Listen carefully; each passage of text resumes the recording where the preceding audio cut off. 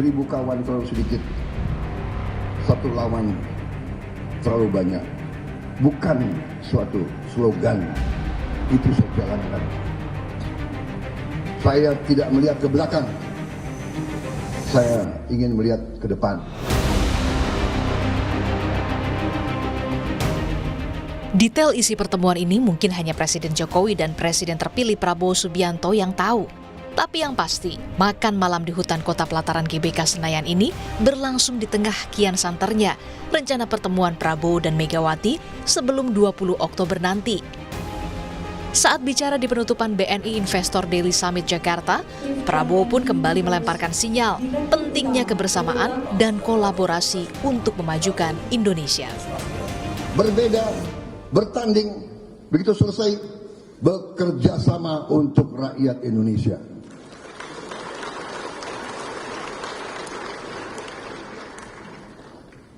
Itu keyakinan saya, dan karena itu tekad saya akan saya jalankan. Dengan risiko, karena saya ingin membentuk pemerintahan persatuan nasional yang kuat. Terpaksa koalisinya besar. Nanti akan dibilang, kabinet Prabowo, kabinet gemuk. Banyak. Ya negara kita besar, Bung. Kalau kita negara otoriter, ya kan, hanya satu partai, ya bisa jalankan negara ini hanya dengan 20 menteri, 24 menteri. Tapi saya harus merangkul semua kelompok, harus ada perwakilan. Harus ada perwakilan dari Indonesia Timur, Indonesia Barat, Indonesia Tengah. Koalisi besar merangkul semua kelompok seakan menjadi kata kunci. Rencana pertemuan Mega Prabowo berujung pada masuknya 3 kader PDI Perjuangan di kursi menteri. Sekjen Partai Gerindra Ahmad Muzani pun tak membantah soal kabar ini. Muzani hanya meminta publik sabar menunggu pengumuman langsung dari Presiden terpilih Prabowo Subianto.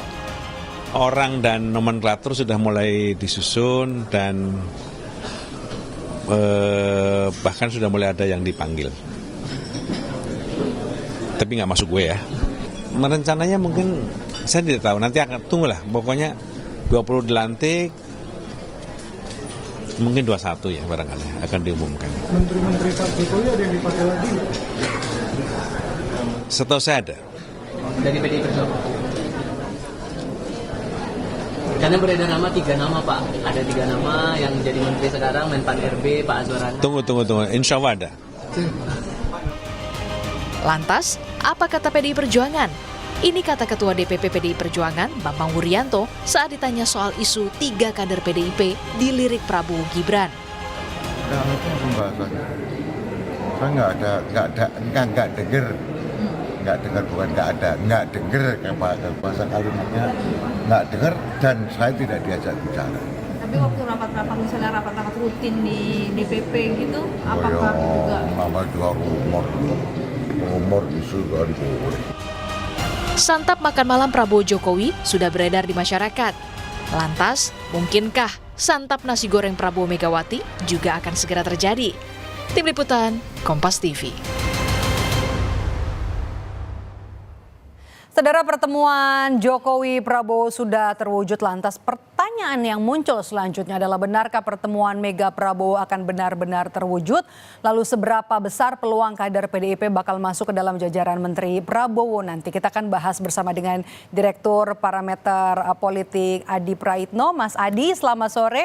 Kalau nanti memang pertemuan antara Prabowo dan juga Mega ini benar-benar bertemu, apakah ini kemudian jadi momentum PDI bergabung dengan pemerintahan Prabowo Gibran?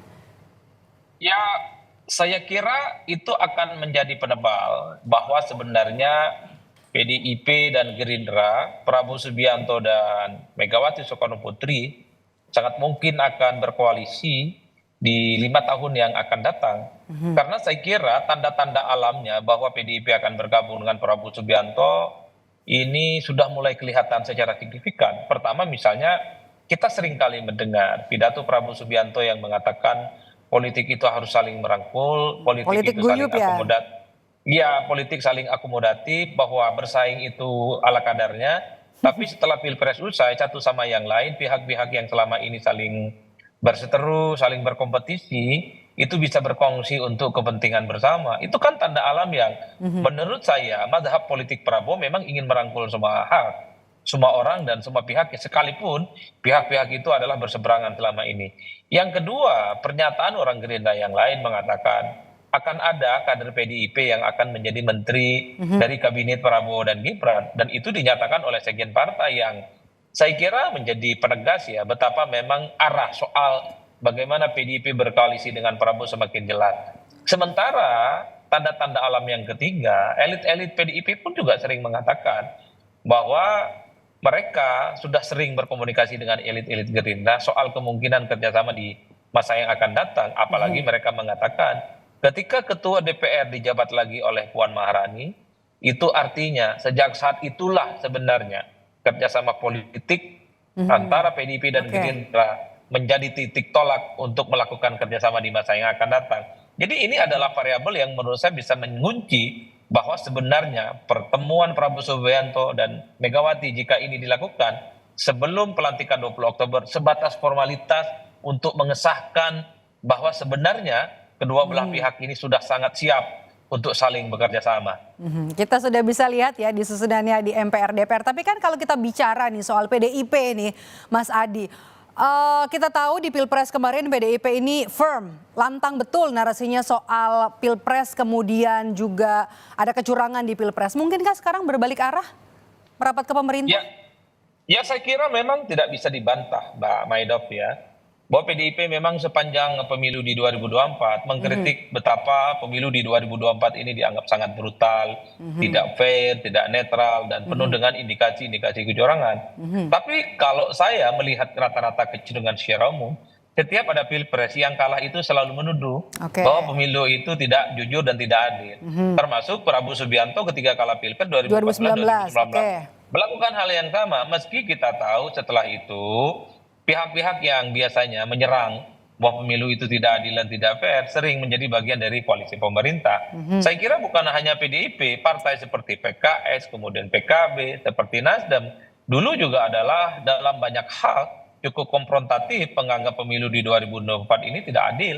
Bahkan mereka dalam banyak hal juga menolak gagasan-gagasan terkait dengan keberlanjutan Prabowo Subianto sebagai pelanjut Jokowi, menolak IKN yang dianggap ugal-ugalan, ini rezim infrastruktur dan seterusnya. Tapi pada akhirnya mereka juga berkongsi. Oleh karena itu bagi saya setelah Pilpres usai, maka konsolidasi mempertemukan kepentingan masing-masing itu dilakukan. Saya melihat titik temu koalisi antara PDIP dengan Gerindra, Megawati dan Prabowo itu adalah kepentingan politik bersama. Disitulah yang menurut saya di mana dua partai ini, dua belah pihak ini sebenarnya tinggal nunggu waktu untuk saling berkoalisi untuk disahkan segera. Jadi Anda melihat PDIP yang paling terakhir nih untuk balik arah ya? Sepertinya begitu. Apalagi sebenarnya kalau mau jujur PDIP sekalipun menuding pemilu itu dilakukan dengan cara-cara yang tidak fair dan tidak adil, secara personali mereka itu tidak pernah menyerang Prabowo Subianto. Yang mereka serang, yang mereka kritik itu adalah Jokowi dan Gibran Rakabuming Raka yang dinilai prosesnya itu cacat secara etik melalui putusan Mahkamah Konstitusi. Bahkan di berbagai kesempatan elit-elit PDIP mengatakan bahwa mereka tidak pernah punya persoalan apapun dengan Prabowo. Secara politik mereka itu tidak ada persoalan apapun dengan Prabowo. Yang mereka ada masalah itu dengan Jokowi, bukan dengan Prabowo Subianto. Jadi ini bisa dijadikan sebagai sebuah alibi betapa sebenarnya kalau kita lihat rekam jejak hubungan antara partai PDI Perjuangan dengan Pak Prabowo ya. Oke, kita bahas sekarang soal 3 nama yang beredar dari PDIP yang disebut-sebut bakal masuk ke dalam kabinetnya Prabowo. Ini adalah Oli Dondo Kambe, kemudian juga ada Abdullah Azwar Anas dan juga ada Budi Gunawan. Siapa yang kemudian paling besar peluangnya meskipun ini sebenarnya disebut langsung oleh Said Abdullah ya, 3 nama ini? Ya saya kira tiga-tiganya cukup potensial karena sosok-sosok ini adalah sosok yang dinilai punya kontribusi dan menjadi orang-orang di lingkaran penting PDIP. Sosok ini tentu telah melalui proses diskusi dan mekanisme yang cukup panjang. Karena kalau saya mempelajari PDIP dalam studi-studi politik misalnya, PDIP ini kan tidak gampang merekomendasikan orang. Jadi yang direkomendasikan itu adalah sosok yang dinilai pastinya dia merepresentasikan kepentingan partai, dinilai sebagai perwakilan partai, dan dia adalah replika dari politik partai.